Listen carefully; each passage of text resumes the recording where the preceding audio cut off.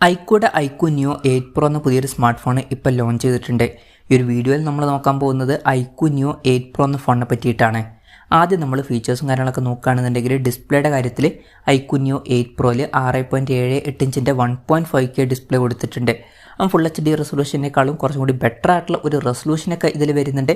പിന്നെ AMOLED display ആണ് ഇതിൽ ഉപയോഗിച്ചിരിക്കുന്നത്.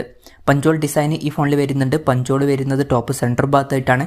പിന്നെ ഡിസ്പ്ലേയിൽ 144 ഹെർട്സിൻ്റെ റിഫ്രഷ് റേറ്റ് ഒക്കെ സപ്പോർട്ട് ചെയ്യുന്നുണ്ട്. ഫോണിൻ്റെ പീക്ക് ബ്രൈറ്റ്നസ് വരുന്നത് 1300 നിറ്റ്സ് ആണ്.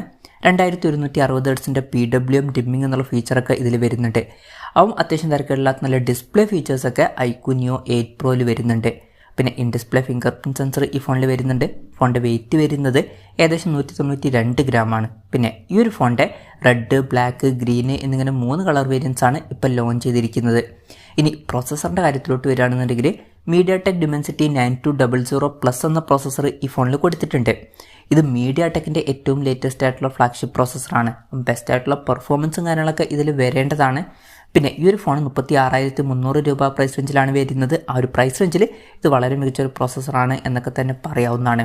പിന്നെ ഇതിൽ 5G ഒക്കെ സപ്പോർട്ട് ചെയ്യുന്നുണ്ട്. പിന്നെ പറയേണ്ട ഒരു കാര്യം, ഈ ഫോണിൻ്റെ ബേസ് വേരിയൻറ്റിൽ തന്നെ 16 GB RAM ഒക്കെ കൊടുത്തിട്ടുണ്ട്.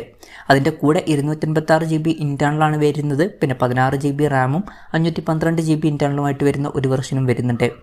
LPDDR5Xൻ്റെ റാമൊക്കെ ഇതിൽ കൊടുത്തിട്ടുണ്ട്. UFS 4.0 സ്റ്റോറേജ് ടൈപ്പും ഇതിൽ വരുന്നുണ്ട്.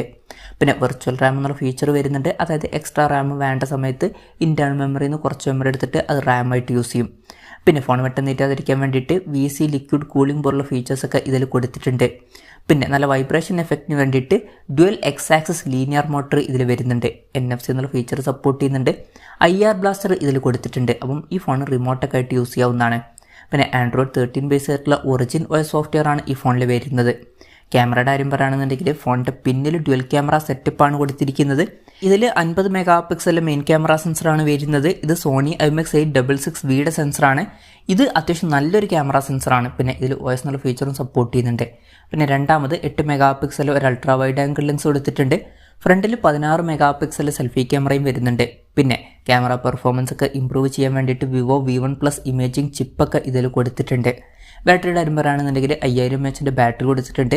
120 വാട്ടിൻ്റെ ഫാസ്റ്റ് ചാർജിങ് സപ്പോർട്ട് ചെയ്യുന്നുണ്ട്. അപ്പോൾ അത്യാവശ്യം നല്ലൊരു ചാർജിങ് സ്പീഡും ഇതിൽ വരുന്നുണ്ട്. Type-C ചാർജിങ് പോർട്ടാണ് ഇതിൽ കൊടുത്തിരിക്കുന്നത്. അപ്പോൾ അത്യാവശ്യം നല്ലൊരു ബാറ്ററി സെറ്റപ്പ് ഇതിൽ വരുന്നുണ്ട് എന്ന് പറയാവുന്നതാണ്. അപ്പം ഇതൊക്കെയാണ് മൊത്തത്തിൽ ഫീച്ചേഴ്സിനെ പറ്റി പറയാനുള്ള കാര്യങ്ങൾ. പിന്നെ ഈ ഒരു സ്മാർട്ട് ഫോൺ ഇപ്പം ഇന്ത്യൻ മാർക്കറ്റിൽ ലോഞ്ച് ചെയ്തിട്ടില്ല. ഇപ്പോൾ ചൈനീസ് മാർക്കറ്റിലാണ് ഈ ഫോൺ ലോഞ്ച് ചെയ്തിരിക്കുന്നത്.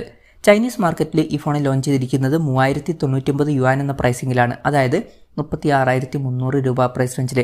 ആ ഒരു പ്രൈസ് റേഞ്ചിൽ ഈ പറഞ്ഞിട്ടുള്ള ഫീച്ചേഴ്സ് എങ്ങനെയുണ്ടെന്ന് വെച്ചാൽ അത്യാവശ്യം നല്ല മികച്ച ഫീച്ചേഴ്സാണ് എന്ന് തന്നെ പറയേണ്ടി വരും. ഇപ്പോൾ ഡിസ്പ്ലേയുടെ കാര്യത്തിൽ അത്യാവശ്യം നല്ല തിരക്കില്ലാത്ത ഡിസ്പ്ലേ ഫീച്ചേഴ്സ് വരുന്നുണ്ട്. അതുപോലെ തന്നെ വളരെ മികച്ചൊരു പ്രോസസ്സർ കൊടുത്തിട്ടുണ്ട്. പിന്നെ ഓൺ പേപ്പർ ക്യാമറ സ്പെസിഫിക്കേഷനും അത്യാവശ്യം നല്ല സ്പെസിഫിക്കേഷനാണ്. അതുപോലെ തന്നെ നല്ലൊരു ബാറ്ററി സെറ്റപ്പും ഇതിൽ വരുന്നുണ്ട്. അപ്പം ഈ ഒരു പ്രൈസ് റേഞ്ചിൽ ഇത് അത്യാവശ്യം നല്ലൊരു ഫോണായിട്ടാണ് എനിക്ക് തോന്നിയിട്ടുള്ളത്. ഇനി ഈ ഫോൺ ഇന്ത്യൻ മാർക്കറ്റിൽ ലോഞ്ച് ചെയ്യുമെന്ന് വെച്ചാൽ ഇന്ത്യൻ മാർക്കറ്റിൽ ചിലപ്പം ഈ ഫോൺ ലോഞ്ച് ചെയ്തേക്കാം.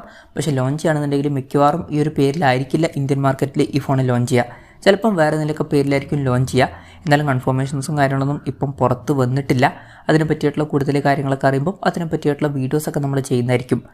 അതുപോലുള്ള വീഡിയോസ് കാണാൻ താല്പര്യമുണ്ടെന്നുണ്ടെങ്കിൽ ഈ ചാനലും സബ്സ്ക്രൈബ് ചെയ്യാവുന്നതാണ്. പിന്നെ ഇന്ത്യയിൽ ഈ ഫോൺ ലോഞ്ച് ചെയ്യുകയാണെന്നുണ്ടെങ്കിൽ വില കുറച്ചും കൂടി കൂടാനും ചാൻസ് ഉണ്ട്. ചിലപ്പം 40,000 രൂപ പ്രൈസ് റേഞ്ചിൽ അല്ലെങ്കിൽ അതിനേക്കാൾ കുറച്ചും കൂടി കൂടിയൊരു പ്രൈസ് റേഞ്ചിലൊക്കെ ആയിട്ട് ഈ ഫോൺ എത്തിയേക്കാം. ചിലപ്പോൾ ഒരു 45,000 രൂപ പ്രൈസ് റേഞ്ചിൽ വരെ ഈ ഫോണിൻ്റെ വില എത്തിയേക്കാം. കൺഫർമേഷൻസ് ഒന്നുമില്ല, ജസ്റ്റ് നമ്മുടെ ഒരു എക്സ്പെക്റ്റേഷൻ പറഞ്ഞു എന്നേ ഉള്ളൂ. എന്തായാലും ഐക്യൂ ന്യൂ 8 Pro എന്ന പുതിയൊരു സ്മാർട്ട് ഫോൺ ഇപ്പോൾ ലോഞ്ച് ചെയ്തിട്ടുണ്ട്. ചൈനീസ് പ്രൈസിങ് അത്യാവശ്യം മികച്ചൊരു പ്രൈസിംഗ് ആയിട്ടാണ് എനിക്ക് തോന്നിയിട്ടുള്ളത്. എന്തായാലും ഈ ഒരു ഫോണിനെ പറ്റിയിട്ടുള്ള നിങ്ങളുടെ അഭിപ്രായം ജസ്റ്റ് ഒന്ന് കമൻറ്റ് ചെയ്യുക. അതുപോലെ തന്നെ ഈ ഒരു സ്മാർട്ട് ഫോൺ ഇന്ത്യൻ മാർക്കറ്റിൽ നിങ്ങളേത് പ്രൈസിങ്ങിലാണ് എക്സ്പെക്റ്റ് ചെയ്യുന്നത് എന്നുള്ള കാര്യം കൂടി ജസ്റ്റ് ഒന്ന് കമൻറ്റ് ചെയ്യുക.